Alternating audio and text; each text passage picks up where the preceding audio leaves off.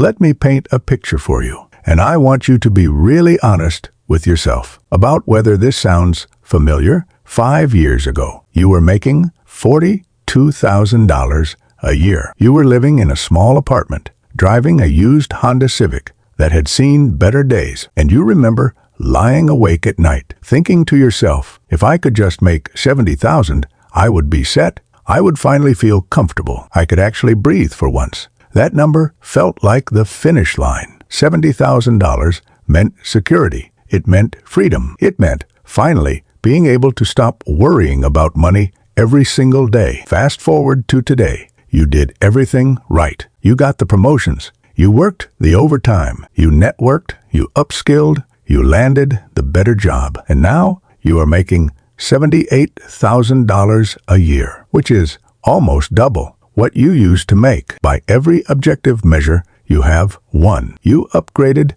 to a nicer apartment in a better neighborhood. You got a newer car that does not make that weird noise anymore. You go out to dinner more often. You can actually buy the name brand groceries without checking your bank account first. And yet here you are, watching a YouTube video about money and happiness, feeling the exact same financial stress you felt when you were making $42,000. Actually, if you are being completely honest with yourself, you might even feel more stressed now than you did back then. The numbers are bigger, but somehow the anxiety is bigger too. And here is the craziest part. Right now, in the back of your mind, there is a little voice already whispering, if I could just hit 100,000, then I would finally feel comfortable. Sound familiar? Yeah, I thought so. And if it makes you feel any better, you are not alone, not even close. Here's the thing that nobody tells you,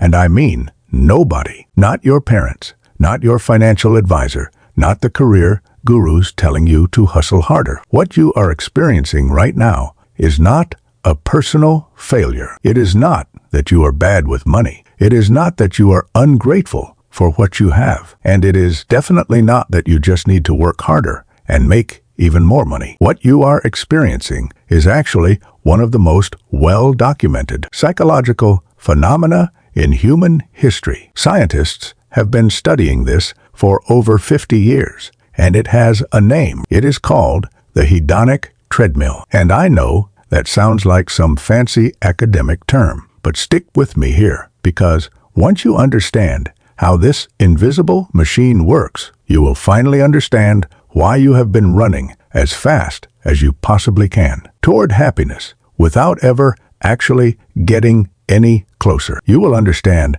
why every raise feels amazing for about 2 months and then just feels normal. You will understand why people making $300,000 a year still feel financially stressed. And most importantly, you will learn how to actually step off this treadmill and start building a life where more money actually means more peace. So let us break this down in a way that actually makes sense. The hedonic treadmill, sometimes called hedonic adaptation, is a concept that psychologists have been studying since the 1970s. Two researchers named Philip Brickman and Donald Campbell first coined the term. And here is the basic idea, and it is almost painfully simple once you hear it. Human beings have a remarkable, almost supernatural ability to adapt to changes in their circumstances, both good and bad. And after we adapt,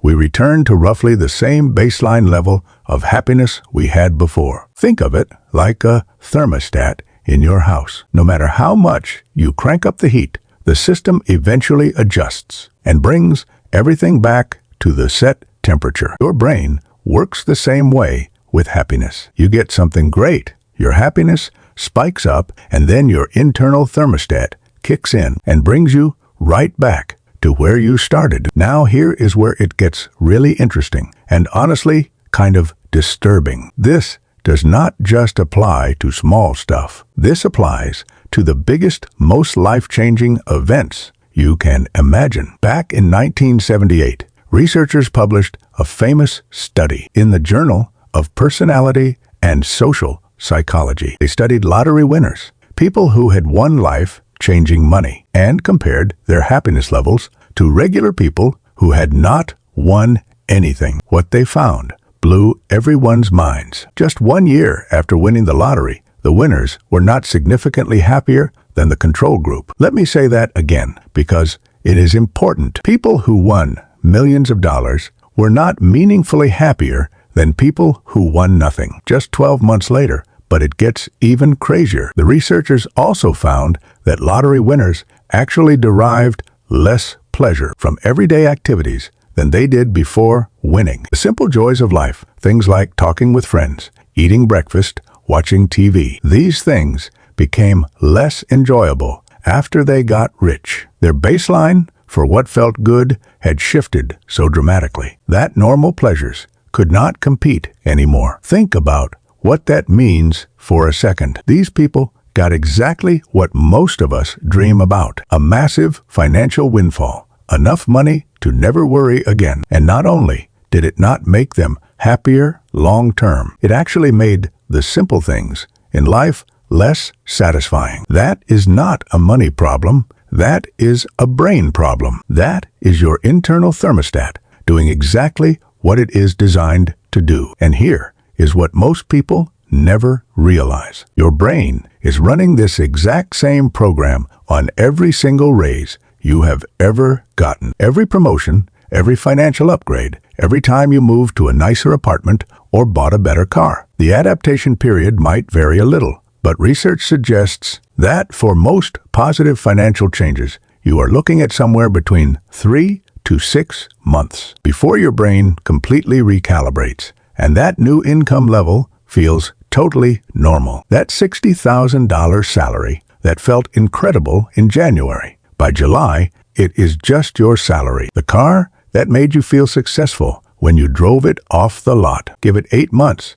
and it is just your car. You do not even think about it anymore. The apartment that felt like such an upgrade when you first moved in. After a year, you are already noticing what is wrong with it and thinking about the next place. Your brain is not designed to stay impressed. It is designed to adapt to whatever you have and then immediately start wanting more. That is not a character flaw. That is evolution. Our ancestors needed that drive to survive. But in the modern world, it has become a trap that keeps us running on a treadmill that has no finish line. Now, I need to share some numbers with you because this is where it gets really interesting and also pretty unsettling if you think about it too hard. In 2010, 2 researchers from Princeton University, Daniel Kahneman and Angus Deaton, conducted one of the largest studies ever done on the relationship between money and happiness. They analyzed over 450,000 responses from Americans across the country, and they found something fascinating. Emotional well-being, which is basically how good you feel on a day-to-day basis, does rise with income. That is the good news. Money does buy some happiness, at least up to a point. But here is the catch. That relationship only holds up to about $75,000 per year. After that threshold, making more money had essentially no measurable impact on daily happiness. You could go from $75,000 to $100,000, and your day-to-day emotional experience would not improve at all. You could go from $100,000 to $200,000. Same thing. Now I know what you are thinking. That study is over a decade old. $75,000 does not go as far as it used to, and you are absolutely right. Adjusted for inflation, that number today is somewhere around $95,000 to $100,000. So the threshold has moved, but the principle remains exactly the same. And here is where it gets nuanced. A more recent 2021 study by Matthew Killingsworth at Wharton found that happiness does continue to rise with income past that threshold, but at a significantly diminished rate. What does that mean in practical terms? Let me break it down with some real numbers. Let us say moving from $50,000 to $100,000 brings you 20 units of increased happiness. Just imagine that as a number. Moving from $100,000 to $200,000 might only bring you 5 or 6 additional units. You literally doubled your income. You probably more than doubled your stress. You almost certainly doubled your working hours or at least the intensity of your work. And what did you get for it? About a quarter of the emotional return. This is what economists call diminishing marginal utility. But forget the fancy term. Here is the simple version. Every additional dollar you earn gives you less happiness than the previous one. The first $10,000 you make in a year is life-changing. It is the difference between homelessness and stability. The difference between 90,000 and 100,000. You probably will not even feel it after the first few months. And yet, nobody talks about this when they are telling you to hustle harder and chase that next promotion. The entire financial advice industry, the career coaches, the motivational speakers, the LinkedIn influencers, they all have a vested interest in keeping you on that treadmill, running faster and faster toward a destination that does not actually exist. Because if you ever stopped and realized that the finish line is a mirage, you might stop consuming their content too. Now, let me show you exactly how this plays out in your actual bank account. Because abstract psychology is one thing, but watching your real money evaporate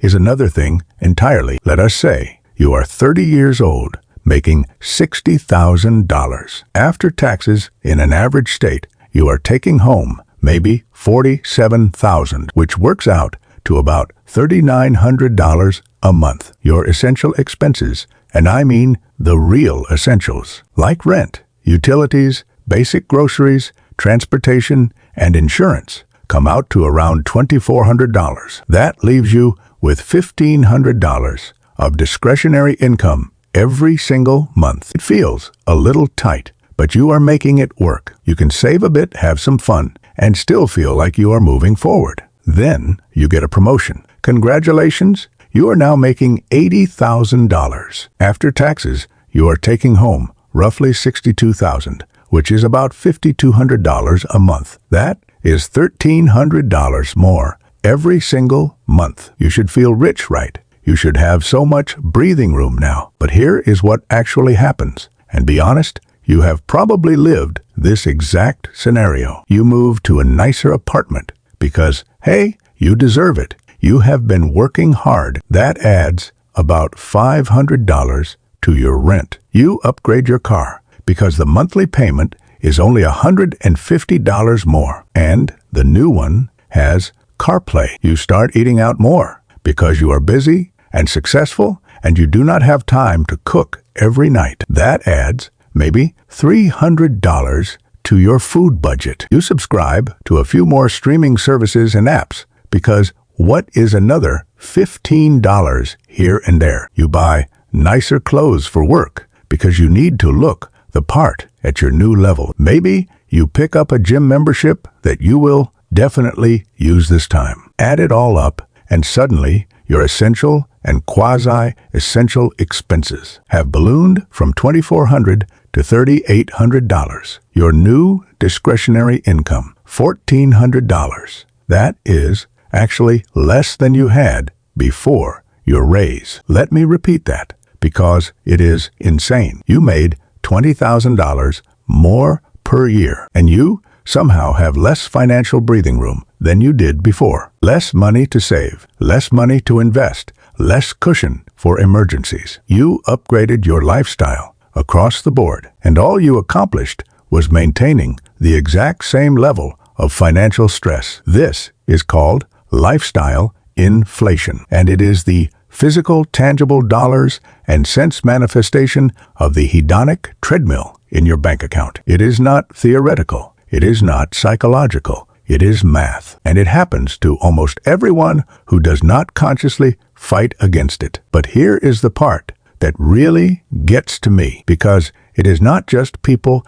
at your income level falling into this trap. According to a 2023 report from Bank of America, 52% of Americans making between $100,000 and $150,000 per year describe themselves as living paycheck to paycheck. Let that sink in for a second. People making over $100,000, which puts them in roughly the top 20% of household incomes in America, are financially stressed on a monthly basis. They make more in a year than most people on Earth will see in a decade, and they still do not have enough. And before you say, well, that is just people in expensive cities like New York or San Francisco, the data actually controls for that. This is happening everywhere. High cost of living areas, medium cost of living areas, low cost of living areas. Across the board, people are expanding their lifestyles to consume whatever resources they have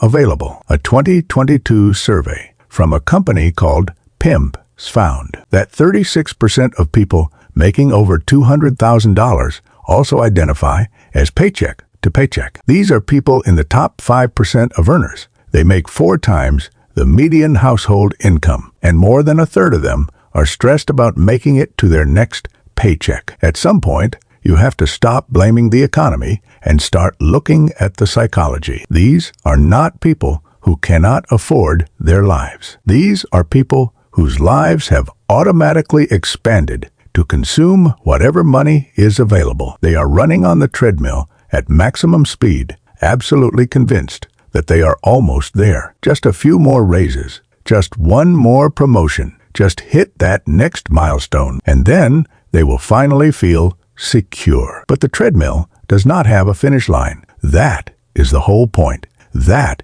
is what makes it a treadmill. You can run faster and faster and faster, and you will never arrive, because arriving was never part of the design. Now you might be thinking at this point, okay, I get it, the treadmill is bad. I am stuck in this loop, but what am I supposed to do about it? Am I just supposed to never want more, never improve my life, live like a monk, and pretend I do not care about money? No, absolutely not. And this is where the conversation gets interesting in a way that most financial content completely misses. The goal is not to eliminate desire. That is not realistic, and honestly, it is not even healthy. Ambition is good. Wanting a better life is good. The goal is to start wanting things intentionally rather than automatically. There is a massive difference between these two approaches, and understanding that difference is the key to stepping off the treadmill. Think about it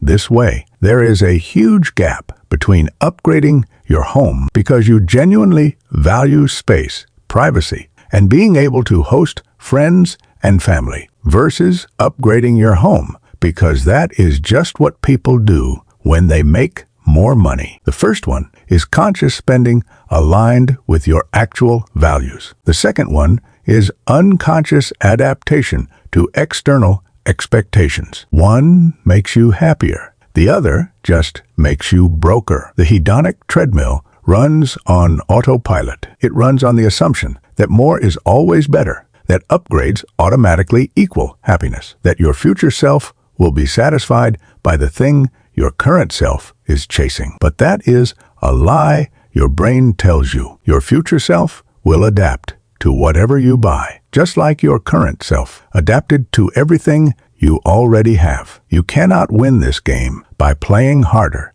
You can only win by changing the rules entirely. So, let me give you something practical you can actually use. The first strategy is what I call a lifestyle anchor. Here is how it works. Before you get your next raise, before you land that next promotion, you make a commitment to yourself about exactly how much of that new money you will allow to flow into lifestyle upgrades versus investments or savings. For most people, I recommend somewhere between a 70-30 to 50-50 split, with the higher percentage going toward your future rather than your present. So let us say you get a $10,000 raise. Under a 70-30 rule, $3,000 can flow into lifestyle improvements, and $7,000 goes straight into investments or debt payoff. Under 50-50, it is $5,000 each. This does two powerful things. First, it prevents the automatic lifestyle inflation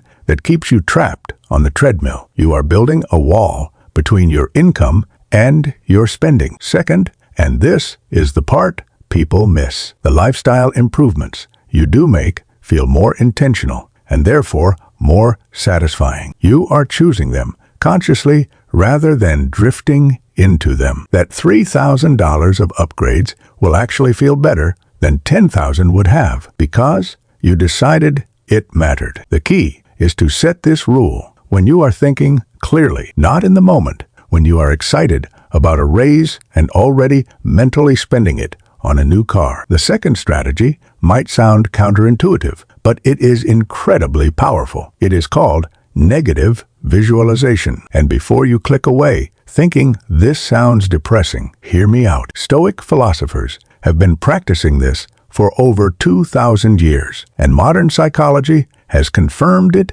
actually works. The idea is simple. Regularly, take a few minutes to imagine losing the things you currently have: your apartment, your job, your car, your relationships, not to make yourself miserable, but to break the adaptation that makes you take these things for granted. Here is why this works. Remember, the hedonic treadmill makes everything feel normal after a few months. That nice apartment you have adapted to it. You do not appreciate it anymore. But if you spend 5 minutes really imagining what it would feel like to lose it, to go back to that cramped studio you had 5 years ago, suddenly you see your current place with fresh eyes. Studies show this practice actually increases gratitude and life satisfaction without requiring any external change at all. You do not need more money to feel richer. You just need to stop taking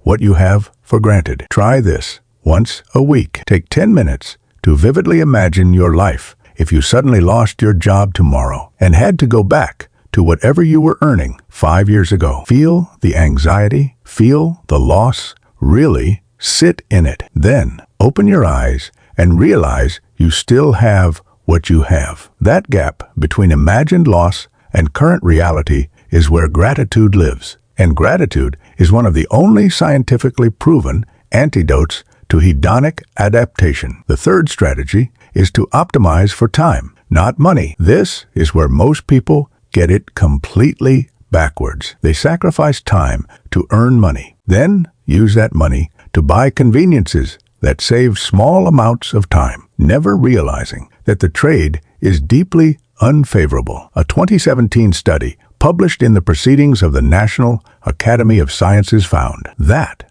people who spent money on time saving purchases reported greater life satisfaction than those who spent on material goods. But here is the real insight. The ultimate time-saving purchase is not a dishwasher or a cleaning service. It is having enough invested that you do not need to work for money anymore. Every dollar you invest instead of spending is a dollar that eventually works for you, buying back hours of your life permanently. At a 4% safe withdrawal rate, every $25 you invest buys you $1 of annual passive income forever. Do that consistently for 10 or 15 years while your investments compound, and you have essentially bought yourself a part-time salary that you never have to work for. That is stepping off the treadmill, not by killing your ambition, but by redirecting it. Instead of running faster to buy more stuff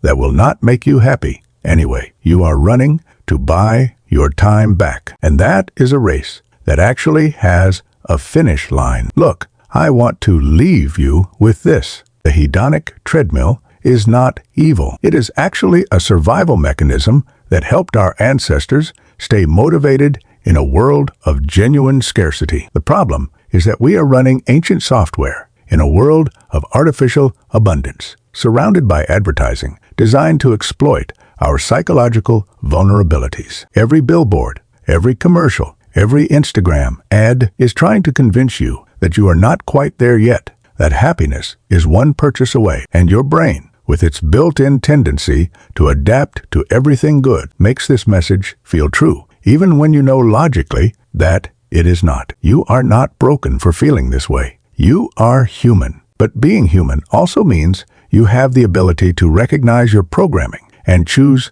differently. You can decide that enough is a number you define, not a feeling you chase. You can track your lifestyle creep and consciously resist it. You can invest in experiences over things, in time over money, in the journey over the destination. You can step off the treadmill, not because you have given up on success, but because you have realized that success was never waiting at the end of an endless run. It was always right here, in learning to appreciate what you have while still building toward what you want. If this video helped you see your money differently, make sure to hit that subscribe button. I make videos every week about the psychology of money and building real wealth. Drop a comment below and tell me, what is one lifestyle upgrade you made that you thought would make you happy but did not? I read every single comment, and I will see you in the next one.